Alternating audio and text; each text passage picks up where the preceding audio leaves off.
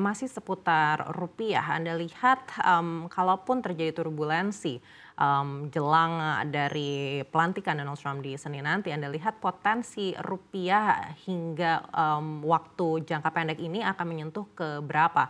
Dan untuk di sepanjang tahun ini Anda lihat range-nya akan ada di level berapa? Jadi saya lihat, pelemahan rupiah saat ini, sangat sementara ya. Jadi saya lihat nanti ketika, sentimen pasar, yang negatif saat ini sudah mulai berkurang, rupiah akan kembali ke level fundamentalnya. Jadi sebagaimana kita ketahui bahwa, asumsi makro RAPBN kita di 16.100 dan asumsi APBN kita di 16.000. Namun saya rasa, nilai wajah rupiah saat ini sebenarnya menurut saya di 15.900 ya. Jadi, saya, menghimbau, masyarakat jangan panik karena saya rasa ini pelemahan nilai tukar hanya sementara dan saya rasa rupiah akan kembali menguat dalam jangka menengah dan panjang.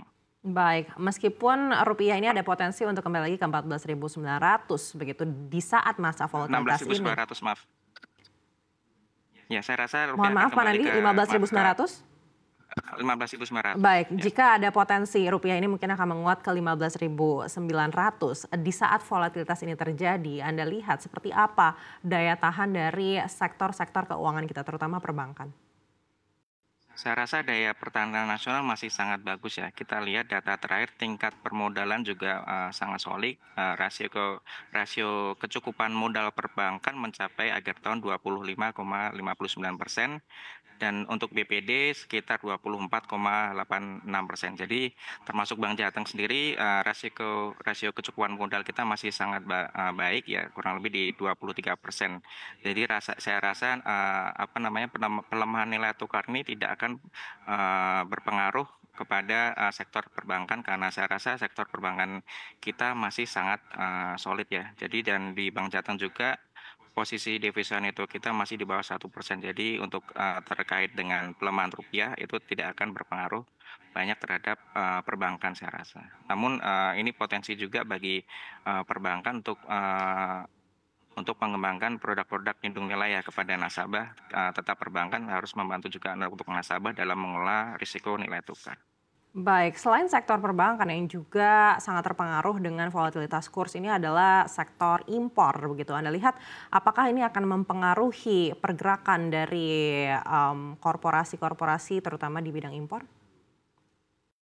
Jadi terkait dengan impor dari kami sendiri, kami terus encourage nasabah terutama yang untuk memiliki aktivitas trade finance dengan Bank Jateng ya. Jadi kami karena kita lihat ke depannya walaupun saya rasa pelemahan ini rupiah hanya sementara, ataupun ketidakpastian juga masih sangat tinggi ke depannya. Jadi dari Bank Jateng sendiri kami punya beberapa produk lindung nilai seperti transaksi forward, transaksi swap, transaksi domestic non-deliverable forward, dan cross currency swap dan juga baru-baru ini kita, me-launching transaksi, overnight index swap ya. Jadi Bank Jateng adalah salah satu BPD pertama yang melakukan swap dengan, suku bunga Indonesia. Jadi, nasabah punya beberapa alternatif untuk mengelola risiko nilai tukar, namun dan juga suku bunga ya. Jadi ada beberapa produk-produk perbankan yang Bank Jateng juga bisa ditawarkan kepada nasabah. Baik, apakah ini juga sudah mempengaruhi pertumbuhan minat nasabah untuk melakukan hedging? Jadi kalau dari kami sendiri, ada kebutuhan juga dari nasabah mulai, nasabah mulai aware, bahwa, ketidakpastian mulai tinggi. Jadi saya rasa, kebutuhan hedging nasabah, terutama kalau dari kami itu ada terkait dengan LC ya, LC impor akan mulai, tumbuh saya rasa. Baik, tapi setelah rupiah melemah sejak tahun 2024, apakah Anda memang sudah melihat ada kenaikan permintaan untuk elemen hedging ini? Ya kalau dari kami, ada kenaikan permintaan Bu, dari Bank Jateng ya, nasabah-nasabah di Bank Jateng. Baik, dan selain sektor impor, sektor apa lagi yang minatnya cukup tinggi untuk di elemen hedging ini? Kalau di, kami ada nasabah yang salah satunya terkait dengan, impor gas dan juga peralatan medis ya, Bu, ya. Itu yang, kami lihat demand-nya ada di bank kami sih, Bu, kurang lebih. Kebutuhan hedging dari nasabah seperti itu. Baik. Lalu, di tengah ketidakpastian di 2025 ini, Anda melihat tantangannya sebesar apa sih untuk, nasabah-nasabah tersebut begitu? Apalagi, kita tahu selain kurs, ini juga banyak sekali ketidakpastian mulai dari kebijakan-kebijakan tarif Donald Trump misalnya. Saya lihat, saya lihat tantangan dan peluang ya untuk, pertama untuk pengembangan dan pendalaman pasar keuangan RI ke depannya. Dan, saat ini di 2025 Bank Indonesia juga sudah menerbitkan blueprint pendalaman pasar keuangan 2030 ya. Jadi memang, terkait pendalaman pasar keuangan salah satunya instrumen, lindung nilai untuk, memberi, semacam asuransi kepada nasabah ya dalam mengelola risiko nilai tukar dan juga suku bunga. Jadi saya lihat itu di pasar keuangan kita masih belum dalam, Mbak Aneka. Jadi data 2022 dari Bank International Settlement, pasar spot kita masih sangat mendominasi ya. Jadi, pasar spot kita sekitar 56,41%. Sedangkan, volume harian turnover-nya 5,4 miliar.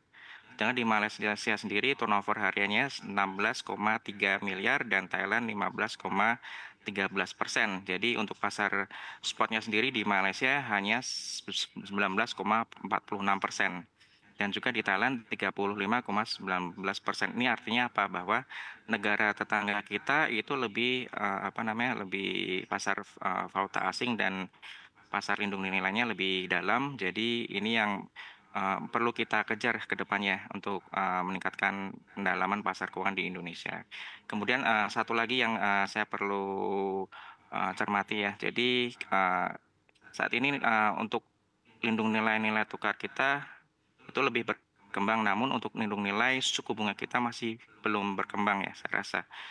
Jadi, data yang saya miliki itu, turnover harian untuk, transaksi lindung nilai suku bunga kita Indonesia hanya 57,41 harian ya, dalam dolar. Jadi ini sangatlah kecil. Di Malaysia sendiri, derivatif suku bunga itu sekitar 310, juta dolar dan juga Thailand harian ekuivalen 990 juta dolar. Jadi untuk tantangan ke depan di tahun 2025 ini, salah satu programnya BI adalah untuk mengembangkan, transaksi lindung nilai ya. Ini akan bermanfaat juga bagi nasabah untuk mengelola risiko di tengah ketidakpastian global, termasuk salah satunya, kebijakan tarif Trump. Jadi saya rasa tahun 2025 ini, suku bunga, akan mulai ada transisi, terkait dengan, suku bunga, JIBOR ya, akan digantikan dengan Indonia. Jadi itu, opportunity juga bagi perbankan dan juga termasuk Bank Jateng untuk mengembangkan, instrumen lindung nilai tidak hanya nilai tukar namun juga suku bunga. Jadi seperti, transaksi overnight index swap yang saya lihat ke depannya akan, semakin besar ya karena, suku bunga Indonesia ke depannya akan menggantikan, peran JIBOR sebagai, suku bunga yang penting untuk, aktivitas bisnis di Indonesia. Kemudian juga transaksi cross currency swap yang bisa juga untuk menggunakan, suku bunga Indonesia sebagai suku bunga floating.